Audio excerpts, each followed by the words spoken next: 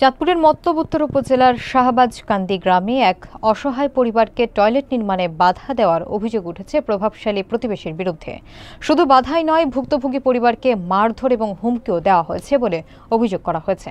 এ ঘটনায় ভুক্তভোগী পরিবারটি স্থানীয় পঞ্চায়েতের সিদ্ধান্ত অমান্য করে এবং হুমকি ধামকি অব্যাহত রাখায় থানায় অভিযোগ দায়ের করেছে। বিস্তারিত দেখুন শামীম মিয়াজির প্রতিবেদনে। চাঁদপুরের মতলব উত্তর উপজেলার শাহবাজকান্দি গ্রামের মৃত লাল মিয়ার ছেলে সবুজ মুন্সি তার প্রতিবেশী জাকির মুন্সি এবং তার পরিবারের সদস্যদের বিরুদ্ধে থানায় অভিযোগ দায়ের করেছেন। অভিযোগে সবুজ মুন্সি উল্লেখ করেছেন যে গত 5 বছর ধরে বিবাদীরা জোর করে তাদের জমি দখল করার চেষ্টা করছে। এর আগেও একাধিকবার তাদের উপর হামলা করা হয়েছে বলে তিনি জানান। সম্প্রতি সবুজ মুন্সির ভাই সেলিম মুন্সির জন্য ইউনিয়ন পরিষদ থেকে একটি টয়লেট বরাদ্দ হয়।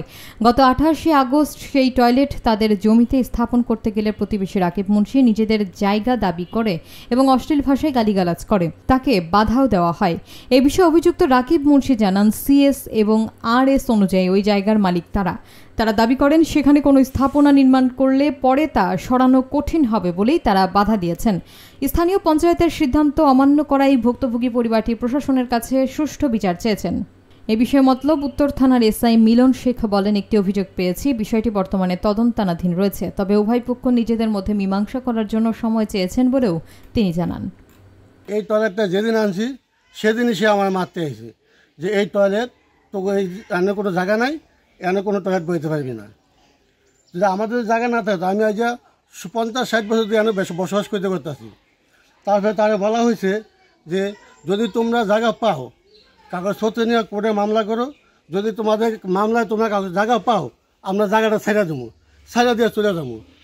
কিন্তু এই কথাটা তারা মানতেছে না, তারা গায়ে জোরে জায়গা দখল নিব, গায়ে জোরে জায়গা দখল নিব। কিন্তু থানায় আশ্রয় নিছি, থানায় আশ্রয় অনেক কিছু বলে না আমাদের, ঠিক আছে। আমি চাচ্ছি যে আমার যেভাবে প্রত্যেক সম্পত্তি 8% আমরা এই 8% ভিতরে সুস্থভাবে যাতে বসবাস করতে পারি, যাতে আমাদের কোনো হামলা না আসে, আমাদের যাতে কোনো হুমকি দামকি না আসে, যাতে আমরা স্বাধীনভাবে চলতে পারি। আমার জায়গার ভিতরে আমি একটা ঘর করব সুন্দর মতো, যাতে কেউ বাধা না দেয়। আমি একটা টয়লেট বসাবো, সেখানে বাধা না দেয়। একটা সরকারিভাবে টয়লেট আনছে আজ 15 দিন, কিন্তু এই টয়লেট আমি বসাইতে পারতেছি না। টয়লেট বসাইতে সরকারি লোক আসলে সরকারি লোকের হুমকি দেয়, টয়লেট বসাইতে গেলে এনে অনেক মারামারি হবে, অনেক খুন খারাপি হবে, কেউ টয়লেট বসাইতে পারবেন না। তাই সরকারি লোক বাধ্য হয়ে চলে গেছে। আসলে জায়গাটা কার, এটা আপনি বা কেন বাধা দিচ্ছেন একটু বলেন ভাই। এই সম্পত্তিটা আমরা আরএসসিএস অনুযায়ী পাও না, আর অলরেডি মনে করুন 1989 সালে আমাদের নামে দলিল করা হয়েছে। তারা মিথ্যা কথা বললে আমাদের সম্পত্তি তারা বিএস রেকর্ড করে লিয়ে গেছে। আর আমার যে চাচা আছে 5 জন, এই সারা 5 জন চাচা একজনও মনে করেন ক বা কোনো কিছু লিখতে, নিজের নামটা পর্যন্ত লিখতে পারে না, তারা জানেও না, আর দেশের পরিস্থিতি এরকম বুঝেও না তারা। সেজন্য তার সুযোগ সন্ধানী নিয়ে আমাদের ফ্যামিলিকে এরকমভাবে ঠকানো হয়েছে। 1989 সালে 11% জমি আমাদের নামে কাওলা। সেই রেকর্ড ওনার কি করছে 92 সালে রেকর্ড 3 বছর পরে রেকর্ড করে লিয়ে গেছে। কিছু বললে তোরা একটু বুঝবি না, সব জায়গাতে সম্পত্তি পেতাম না।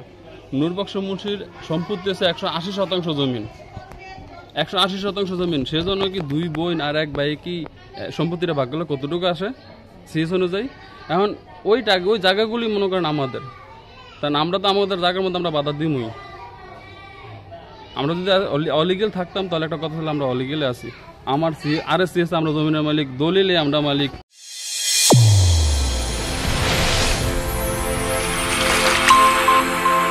চ্যানেল A1 হৃদয় রেসপন্স।